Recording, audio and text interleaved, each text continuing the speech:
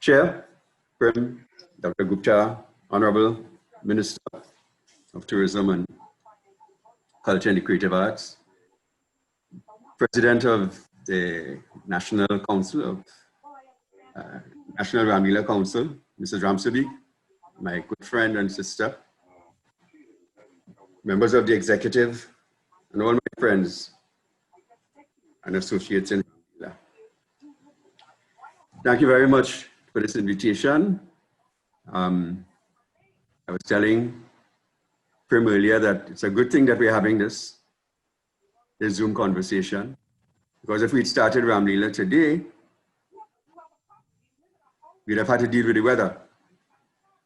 But here we are. And if we start counting Ramleela from 1845, this is the 175th anniversary. Exactly. So quite significant for us.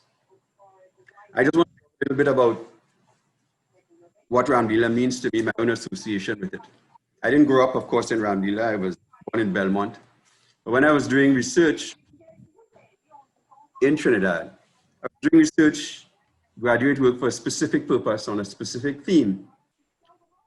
And I was contesting the idea that a national theater could be founded on Carnival only.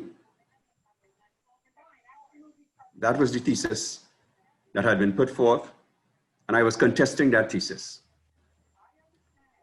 I felt that a national theater had to embrace all of the cultures of Trinidad and all the cultures that manifested performance in Trinidad.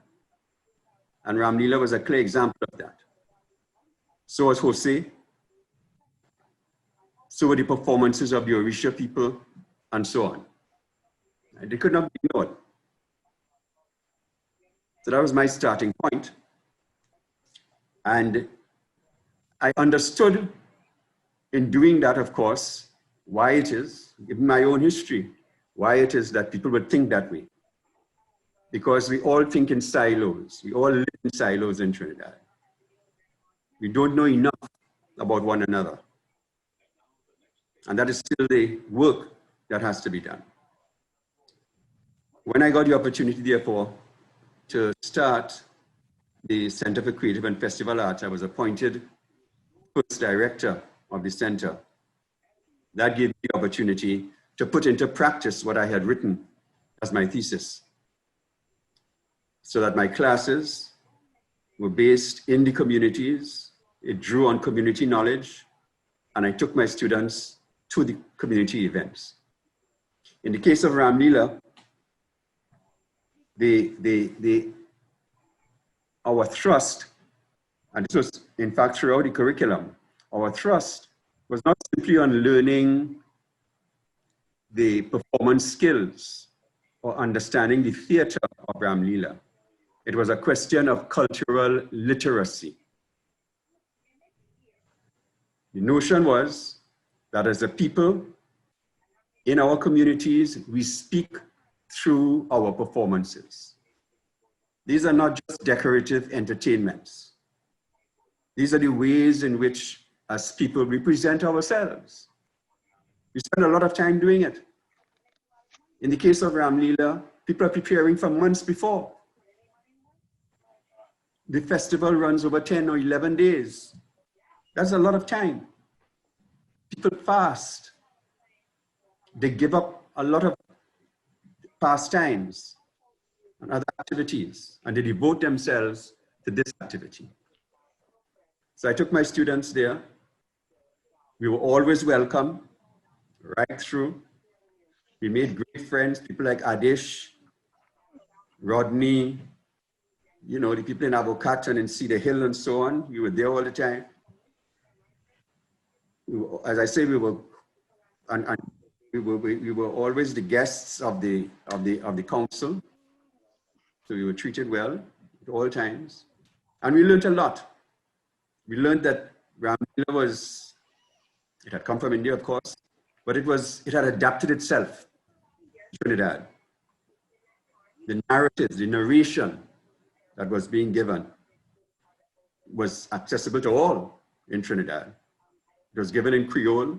People understood, everybody understood what the pundit was saying. The Tassa, of course, was very Trinidadian in terms of the rhythm and so on. It was infectious.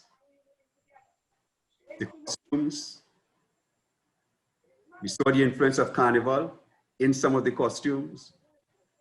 So, and then we understood how people were telling their stories. Not only the story from India of Ram, but how their story of how they came here and how they dealt with certain things in Trinidad society. We understood all of that. So it was a question of, I say, of cultural literacy when we went to Ramleela. And then there was another aspect of our association, because we also worked with the council in terms of workshops, providing workshops in drama in terms of increasing the skills, the acting skills, the performance skills of some of the players, helping to create a sense of organization and so on within the event, without, of course, interfering with it. I became an advisor on the council.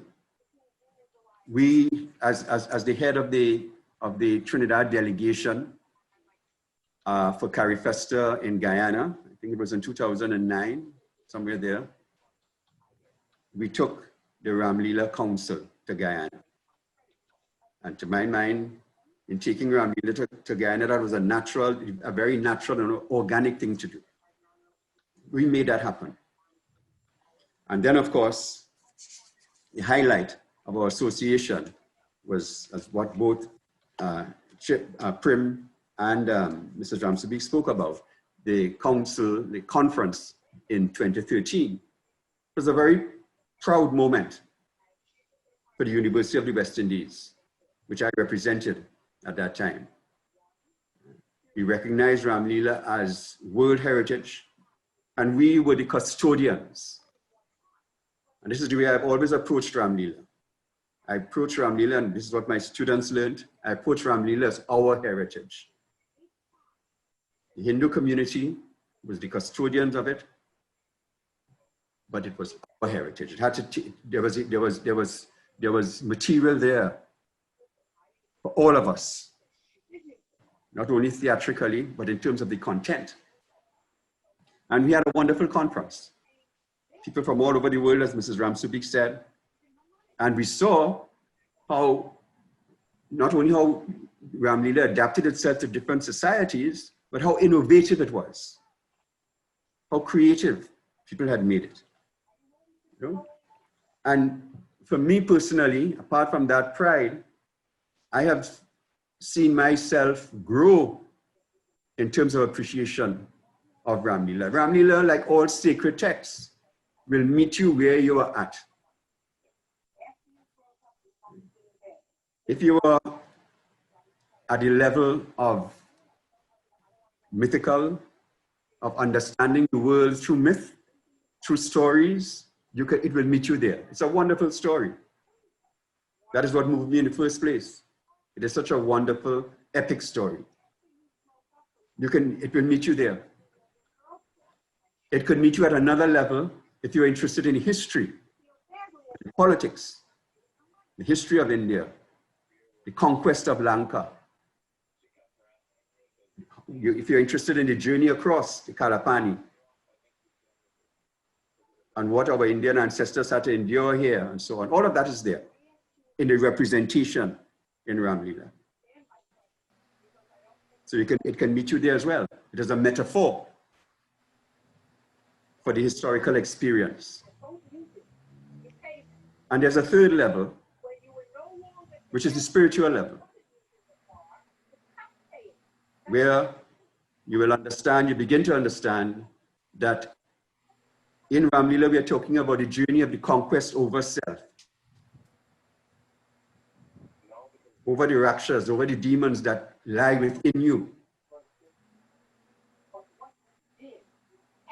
so that you get to the point where you become, as they say in the part of Dharma, where you enter the state of Vanash Ashram, where you become detached because you have